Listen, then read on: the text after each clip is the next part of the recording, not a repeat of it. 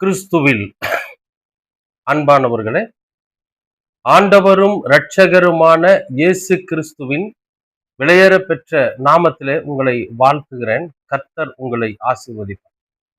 இன்றைய அனுதின உணவிற்காக கர்த்தர் நமக்கு கொடுக்கிற வார்த்தை சங்கீதம் 37ஆம் அதிகாரம் 34வது வசனம். நீ கர்த்தருக்கு காத்திருந்து அவருடைய வழியை கைக்கொள். அப்பொழுது நீ பூமியை சுதந்தரித்துக் கொள்ளுவதற்கு அவர் உன்னை உயர்த்துவார். துன்மார்க்கர் அறுப்புண்டு போவதை நீ காண்பாய்.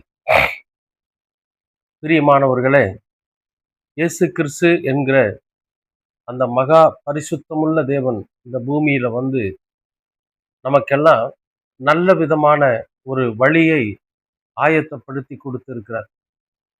ஏன்னா மனிதனாய் இந்த உலகத்துல வாழ்கிற போது நம்முடைய வாழ்க்கை எப்படி இருக்கணும் அப்படிங்கிற வழியை அவர் கற்றுக் கொடுத்து போயிருக்கிறார், வாழ்ந்து காண்பிச்சிருக்கிறார்.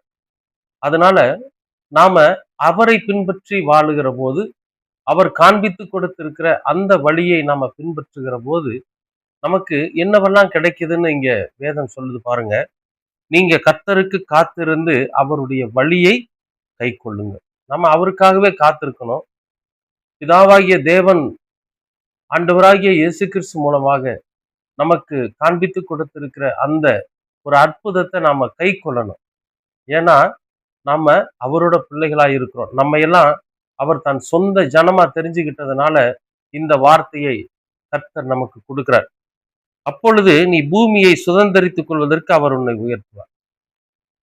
கர்த்தருக்கு காத்திருந்து அவருடைய வழியை கை கொண்டா இந்த பூமியை சுதந்தரித்துக் கொள்ளுவதற்கு அவர் உன்னை உயர்த்துவார்.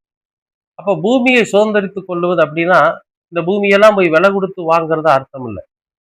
இந்த பூமியில எதுவெல்லாம் சமாதானத்தை தருமோ, எதுவெல்லாம் சந்தோஷத்தை தருமோ, எதுவெல்லாம் நிம்மதியை தருமோ, எதெல்லாம் நம்மேல் கர்த்தருக்கு பிரியத்தை தருமோ அதையெல்லாம் நாம சுதந்தரித்துக் கொள்ளணும். உரிமையாக்கி கொள்ளுவதற்கான இடத்துல நம்மை கர்த்தர் உயர்த்துவாராம். அப்ப அற்புதமான ஒரு நிலைக்கு நம்மளை கொண்டு போவார். அது மட்டும் இல்ல, துன்மார்க்கர் அறுப்புண்டு போவதை நீ காண்பாய்.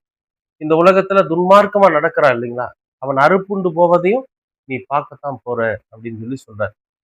பிரியமானவர்களே, நாம இந்த பூமியில எதையெல்லாம் சுதந்திரிக்கணும் அப்படின்னு நாம நினைச்சிருக்கோம். இன்னைக்கு அநேகர் வந்து என்ன பண்றாங்கன்னா, ஐஸ்வர்யவான்களா இருக்கணும், சொத்து பத்துகள் நிறைய வாங்கணும், மோட்டார் வாகனங்கள் நிறைய வாங்கணும் அப்படின்னு அவைகளை சுதந்திரித்துக் கொள்ள வேண்டும் என்கிற செல்வங்களையும் ஐஸ்வர்யத்தையும் மிக பிரம்மாண்டமான வீடுகளையும் சுதந்திரிக்க வேண்டும் என்று அநேகர் ஆசைப்படுறாங்க. ஆசைப்படட்டும், அது தப்பு இல்லை. ஏன்னா அவர்களுடைய தகுதிக்கு தகுந்த மாதிரி தான் கர்த்தர் கொடுப்பார். ஆனா கர்த்தரை நம்பி இருக்கிற பிள்ளைகள், இந்த உலக வாழ்க்கைக்கு அப்பாற்பட்டு கடவுளால் தெரிந்து கொள்ளப்பட்டிருக்கிற நம்மை போன்று இருக்கிற ஜனங்கள், நம்மை போன்று இருக்கிற கர்த்தரோட பிள்ளைகளுக்கு அவர் என்ன சொல்றாருன்னா, நீங்கள் இந்த பூமியை சுதந்திரித்துக் கொள்ளுகிற அளவுக்கு உன்னை உயர்த்துவேங்கிறார். அப்ப இந்த பூமியை சுதந்திரித்துக் கொள்வதுன்னா என்னன்னு கேட்டீங்கன்னா, நாம மற்றவர்களுக்கு ஒரு எடுத்துக்காட்டா இருப்போம். மற்றவர்கள் நம்மிடத்துல வந்து ஆலோசனை கேட்கும்படியாக நம்மை கர்த்தர் உயர்த்துவார். மற்றவர்கள் நமக்கு மரியாதை கொடுக்கிற அளவுக்கு கர்த்தர் நம்மை உயர்த்துவார். மற்றவர்கள் நம்மை பார்த்து சமாதானமாய் வாழ்கிற நீங்கள் எப்படி வாழ்கிறீர்கள் என்று கேட்டு நம்மிடத்துல கற்றுக்கொள்ளுகிற அளவுக்கு கர்த்தர் நம்மை உயர்த்துவார். மற்றவர்களுக்கு போதிக்கிற அளவுக்கு கர்த்தர் நம்மை உயர்த்துவார். அன்பானவர்களே, இதுதான் உயர்வு. பணமோ பொருளோ ஐஸ்வர்யமோ வண்டி வாகனங்களோ வாங்கி நம்ம ரொம்ப பெரிய பணக்காரத்தனமா வாழ்ந்துட்டு இருக்கிறது அல்ல உயர்வு.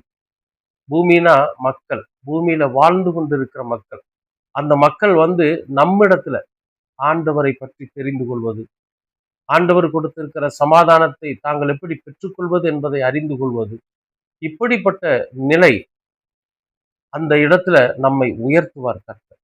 நாம அவர்களுக்கு போதிக்கும்படியாக, நாம் அவர்களுக்கு எடுத்துக்காட்டாய் வாழும்படியாக கர்த்தர் நம்மை உயர்த்துவார். அதுதான் பூமியை சுதந்திரித்துக் கொள்ளுகிற அளவுக்கு நம்மை உயர்த்துவார். அன்பானவர்களே, நிச்சயமாகவே இந்த நாளில உங்களையும் கர்த்தர் உயர்த்துவார். அதுக்கு நாம செய்ய வேண்டியதெல்லாம் என்னன்னா, அவருக்காக காத்திருந்து அவருடைய வழிகளை கைக்கொண்டா போதும். அவர் நமக்கு கற்றுக் கொடுத்திருக்கிற அந்த வழிகளை நாம கற்றுக்கொண்டு நன்மை எது, தீமை எது என்பதை உணர்ந்து அதன்படி நாம வாழ்ந்தோம்னாவே போதும். நம்மை கர்த்தர் உயர்த்துவார். நிச்சயமாகவே ஒரு உயர்வான வாழ்க்கையை கர்த்தர் உங்களுக்கு வைத்திருக்கிறார், நமக்கு வைத்திருக்கிறார் என்பது உண்மை. இந்த நாளிலும் கூட யாரெல்லாம் தன்னோட வாழ்க்கையில தாழ்மையான நிலையில, சோர்ந்து போன நிலையில, எதையும் சுதந்திரிக்க முடியாம, என்ன காரணம்னு தெரியாம வாழ்ந்து கொண்டிருக்கிறீங்க அப்படின்னு வைங்களேன். இப்ப எங்கூட ஜெபத்துல இணைஞ்சுக்குங்க.